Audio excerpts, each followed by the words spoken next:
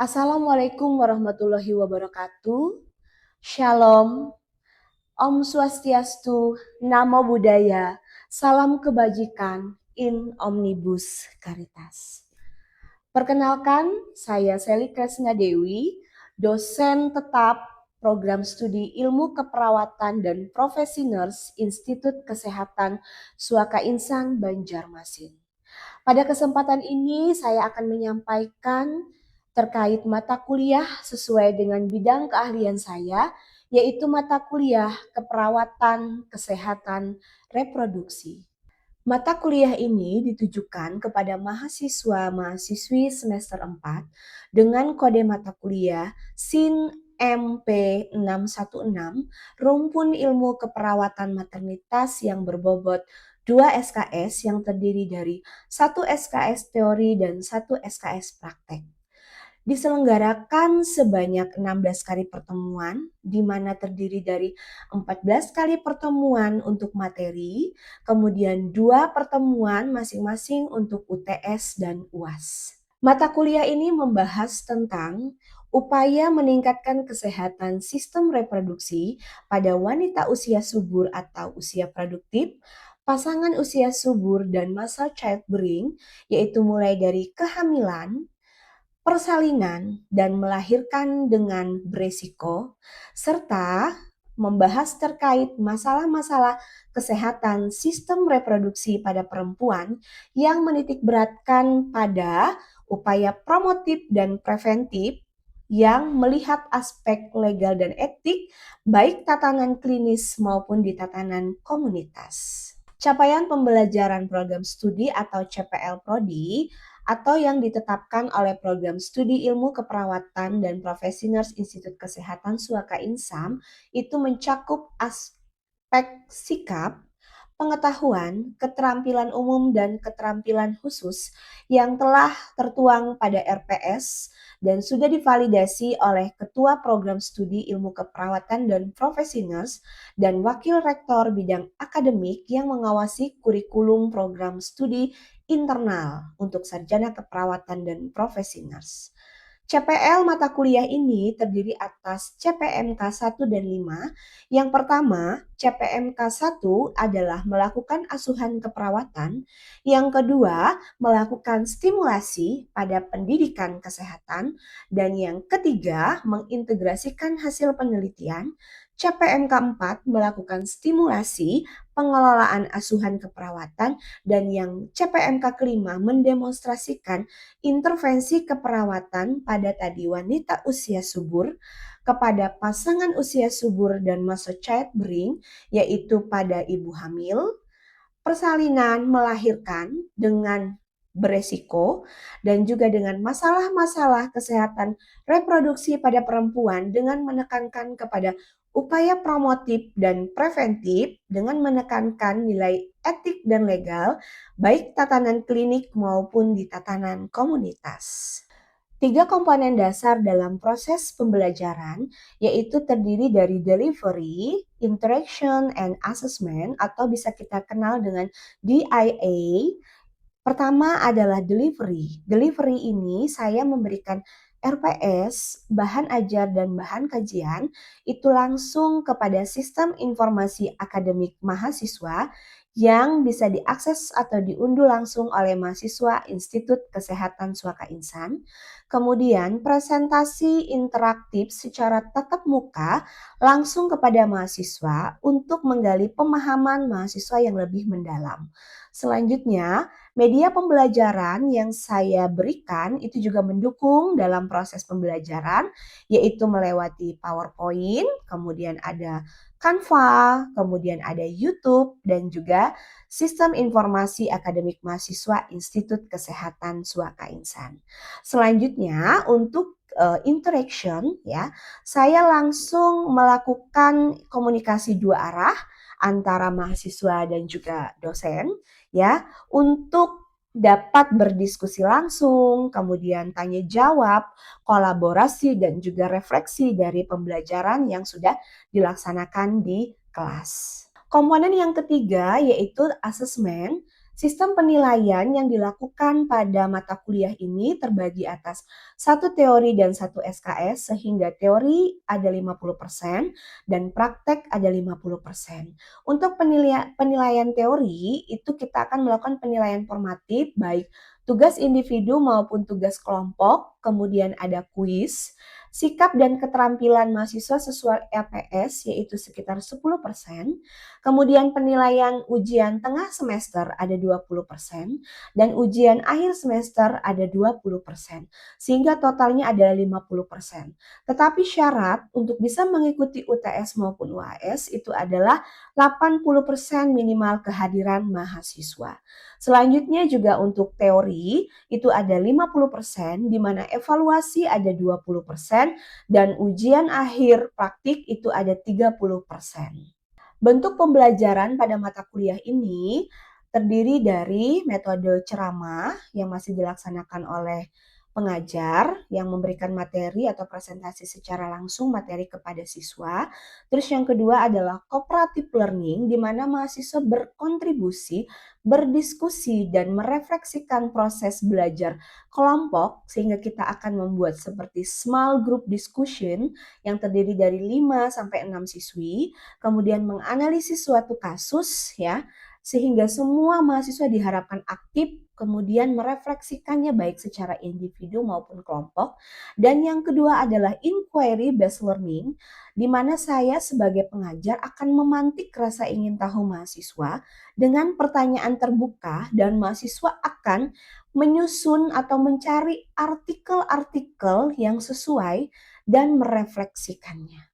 Referensi yang saya gunakan pada mata kuliah ini, yang pertama adalah adanya buku referensi yang saya tulis sendiri, kemudian ada beberapa buku referensi lainnya dari para ahli, dan juga ada hasil riset saya sendiri, dan juga riset beberapa ahli yang digunakan untuk nilai kebaharuan, di mana mahasiswa dituntut untuk mengikuti perkembangan ilmu dan pengetahuan serta teknologi saat ini.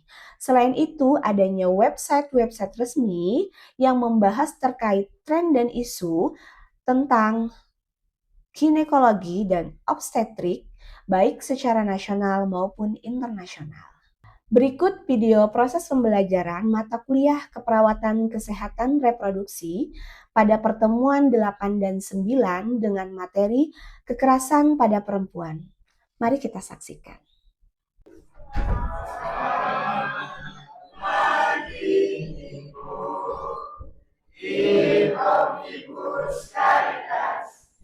Oke, seperti biasa, silakan salah satu pimpin doa kita sebelum kita memulai perkuliahan. Baik, selamat pagi Ibu, selamat pagi teman-teman semua. Sebelum kita memulai perkuliahan kita pada pagi hari ini, mari kita berdoa menurut ajaran dan keyakinan kita masing-masing. Mari kita berdoa.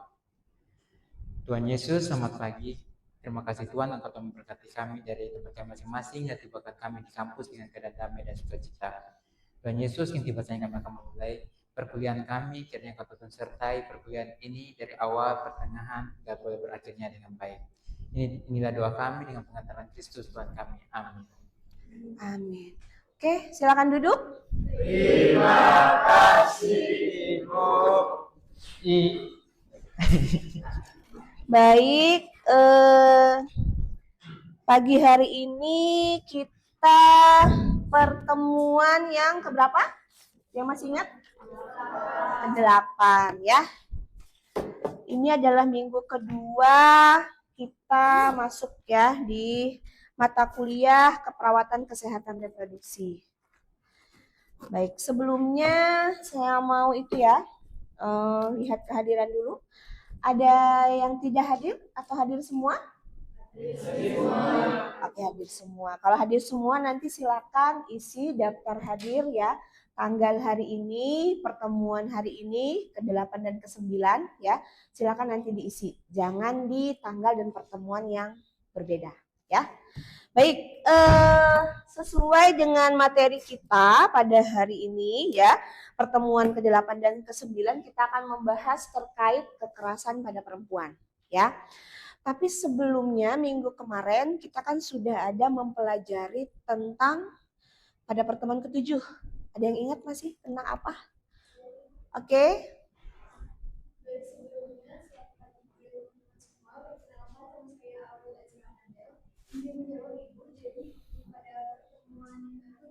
Mm-mm.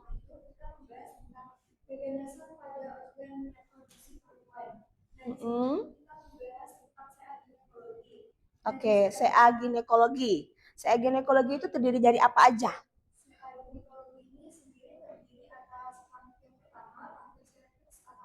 Oke. Mm-mm.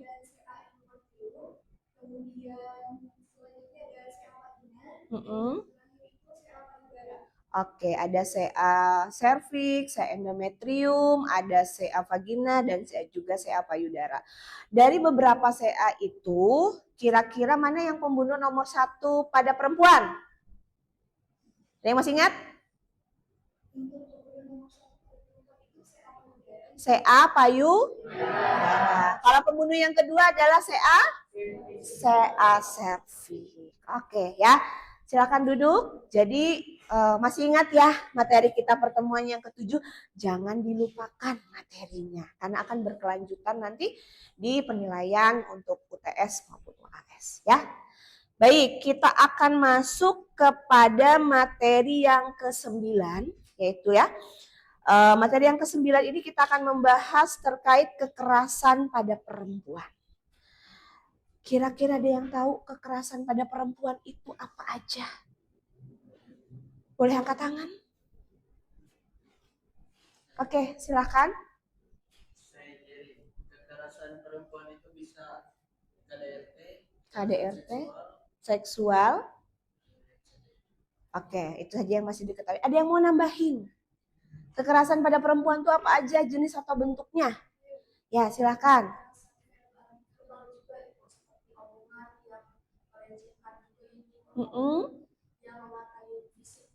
Oke, berarti ngatain fisik ataupun secara nonverbal, gitu ya. Baik, kita akan lihat apa itu kekerasan pada perempuan, ya. Jadi kekerasan pada perempuan itu memang ada beberapa yang bisa terlihat di sini, ya. Kekerasan pada perempuan itu menurut ya Simponi PPA dan Pengaduan gitu. SAPA 129, jadi ini Kementerian Perempuan dan Anak gitu ya. Tren jumlah kasus korban kekerasan pada perempuan itu ada kekerasan fisik. Kekerasan fisik itu contohnya mungkin KDRT, ya, dipukul, kemudian ada kekerasan psikis. Psikis tadi mungkin secara mental, ya. Mungkin dia dikasih nafkah lalu stres, ya. Kekerasan seksual. Jadi kekerasan seksual itu tidak hanya pemerkosaan, ya, masih banyak hal-hal lain yang akan kita nanti coba bahas, ya. Dan yang paling banyak itu adalah 74,93% adalah apa? KDRT. KDRT itu apa? Kekerasan dalam rumah tangga. Nah, ini jumlah kasus berdasarkan bentuk tadi memang ternyata paling tinggi itu adalah psikis, bikin trauma. Ada yang sampai bunuh diri, ya kan? Ada yang sampai putus sekolah, ada yang sampai nggak mau kuliah, ada yang merasa malu, ya. Kemudian selanjutnya adalah fisik, yang pastinya adalah kayak KDRT, ada luka lebam, mungkin sampai patah, mungkin sampai meninggal, ya. Kemudian seksual tadi, ya, banyak sekali kasus-kasus nanti kita bahas secara spesifik. Penelantaran. Nah, ini juga orang tua menelantarkan anak, itu juga termasuk bentuk kekerasan yang harusnya tanggung jawab secara fisik dan finansial, ya. Kemudian eksploitasi. Apa itu KDRT? Kekerasan dalam rumah tangga, di mana perbuatan seseorang, ya, yang berakibat kesengsaraan, penderitaan fisik, seksual, psikologis, penelantaran rumah tangga tadi, termasuk ancaman perbuatan memaksa, ya, atau merampas kemerdekaan secara melawan hukum dalam ruang lingkup rumah tangga. Jadi salah satu bentuk atau definisi dari KDRT. Kekerasan seksual itu merupakan pemaksaan hubungan seksual, ya, itu juga diatur ya, yang menetap di dalam rumah tangga dengan denda tersebut. Kemudian ya, pemaksaan hubungan seksual terhadap salah satu lingkup rumah tangga itu juga diatur. Jadi nggak bisa kita memaksa. Misalnya contoh istri lagi menstruasi, dipaksa berhubungan seksual. Kan beresiko terkait masalah sistem reproduksinya. Bisa terjadi infeksi, apalagi perdarahan hebat. Bahkan yang paling parah itu bisa sampai terjadi ruptur uterus.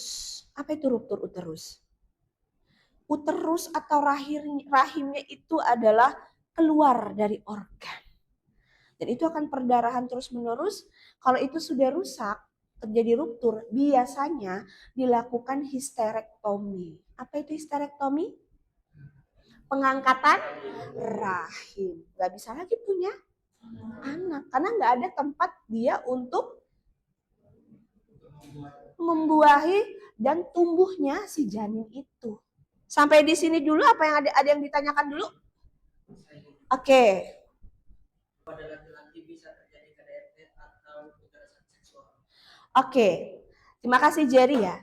Teman-teman yang lain kira-kira bisa nggak KDRT atau kekerasan seksual itu terjadi pada laki-laki? Bisa. Kenapa sih kekerasan seksual itu sering terjadi perempuan? Memang yang paling sering terjadi pada perempuan. Yang pertama, perempuan dianggap lemah. Yang kedua, ada yang tahu itu apa maksudnya budaya patriarki? Laki-laki yang mendominasi. Ya, saya tidak menyebutkan soal kepercayaan, tapi memang laki-laki itu ada di salah satu kepercayaan adalah memang kepala rumah tangga yang memutuskan. Tetapi sebenarnya ada hal-hal di dalam suatu rumah tangga itu yang harus diomongkan secara bersamaan dalam pengambilan keputusan. Ya, tetapi di Indonesia sendiri budaya patriarki ini masih mengakar kuat bahwa laki-lakilah yang mengambil keputusan. Jadi kalau dia suka, nggak merasa dipaksa, masuk pelecehan nggak? Orang dia nggak masalah. Contoh, dipegang, gitu ya. Kamu gitu, tapi suka. Kecuali dia, apaan sih? Lu pegang-pegang, nggak boleh. Nah, jadi kalau si korban ini merasa dia nggak masalah, itu nggak bisa kita bilang pelecehan. Kecuali dia merasa tidak disukai dan dipaksa.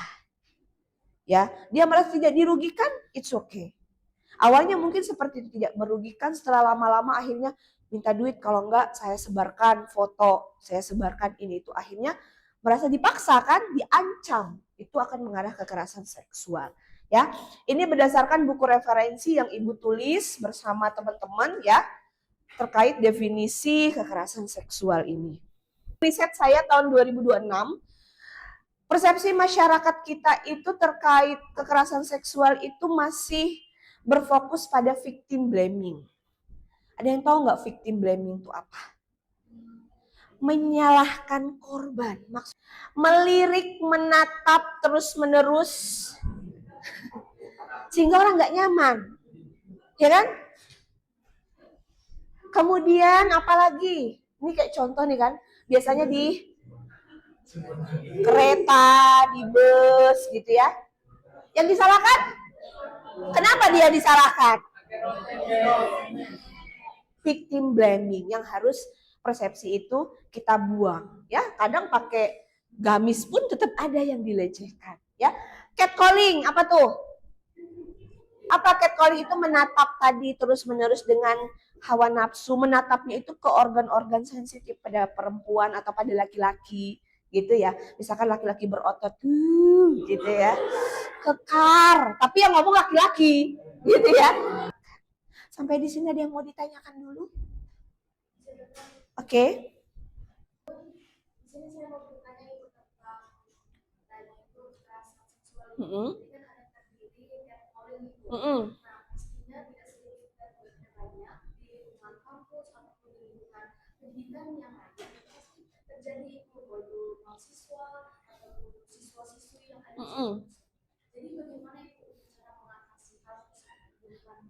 Oke. Nanti, oke, terima kasih ya si Anggun ya.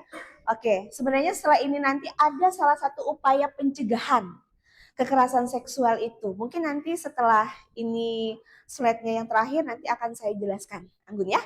Oke, kita tampung dulu ya. Yang pertama ada 3 komponen yang disebut dengan personal safety skill. Bagaimana menjaga keselamatan. Ini berdasarkan hasil riset saya ya dan buku-buku saya. Yang pertama itu adalah recognize. Apa itu?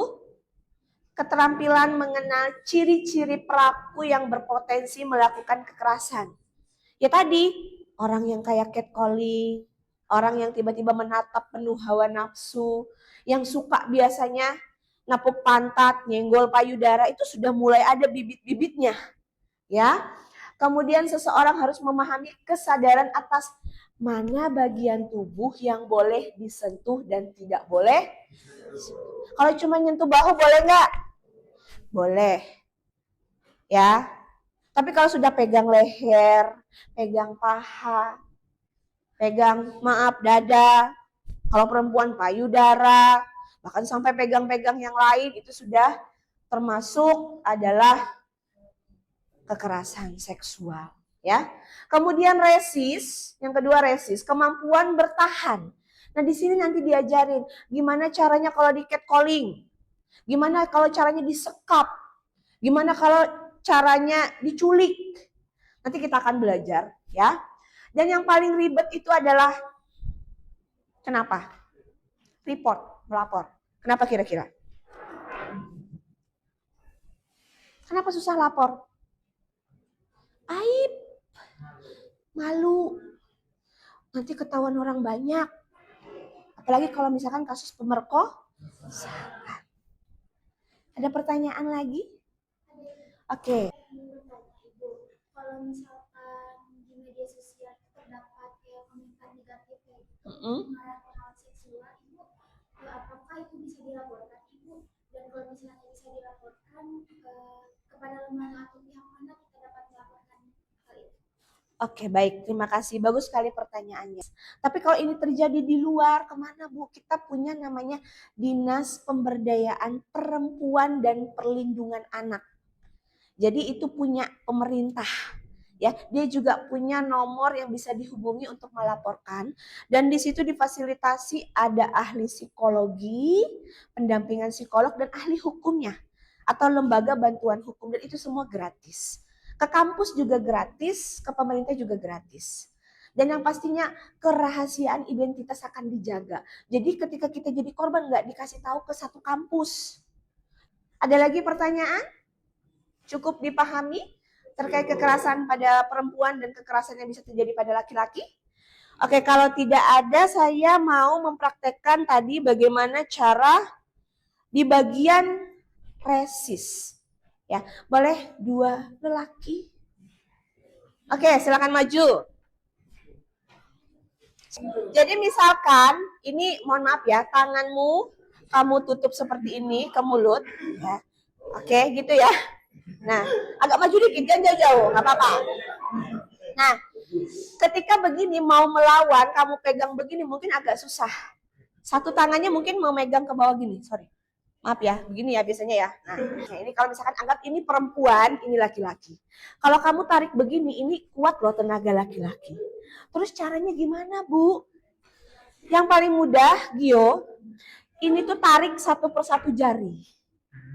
Karena kalau kau tarik satu jari, otomatis yang lain akan sakit. Coba rasakan. Kalau kamu begini, kalau kamu tarik begini kan dia kuat nih.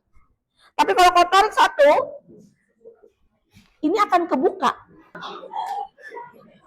Oke, kalau tarik itu otomatis akan terbuka.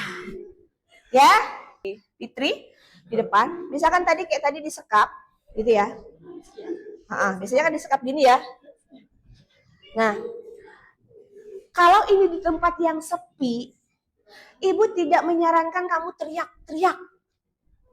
Kenapa? Menghabiskan energi, orang gak ada yang dengar. Iya kan? Terus caranya gimana? Bisa kayak tadi dengan memegang ya 2 jari, itu pasti sakit. Kemudian lari. Ya, cari orang ramai atau orang banyak, jangan lari malah ke hutan. Nggak ketemu ya, yang ada malah leluasa nanti pelaku melakukan hal-hal yang nggak benar. Jadi kalau ada misalkan jalan sepi, ikuti jalan aja, pasti ada perkampungan atau apa. Jangan lari ke dalam hutan. Ya, nggak usah teriak-teriak habis energi kita. Ya, atau tadi bisa dengan Anda membungkuk kemudian tendang alat kelaminnya. Mohon maaf kalau laki-laki karena itu ada sensitif laki-laki. Ya. Oke, terima kasih ya. Oke, nah sampai di sini apakah cukup dipahami? Rame membahasnya? Oke, baik. Ada pertanyaan lagi? Tidak ada? Sudah dipahami ya? Oke, kalau tidak ada lagi, nanti silakan cek di siakatnya. Silakan nanti Anda buka sistem informasinya. Kemudian ada tertanggal hari ini pertemuan ke 8 dan 9 terkait materi dan silakan diisi kuisnya. Dan saya akan tutup setengah jam kemudian sesuai dengan jam pembelajaran hari ini. Ya, baik, kalau sudah tidak ada lagi, saya akhiri pertemuan kita pada pagi hari ini. Terima kasih, semoga ilmunya bermanfaat. Salah satu silakan pimpin doa.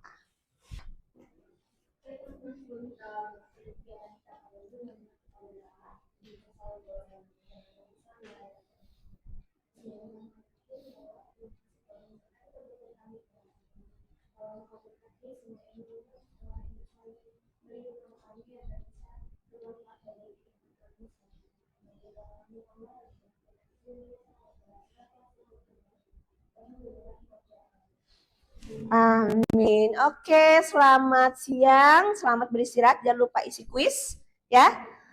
In omnibus caritas. In omnibus caritas. Oke. Terima kasih, Ibu. In omnibus caritas. Oke, selamat siang. Selamat siang.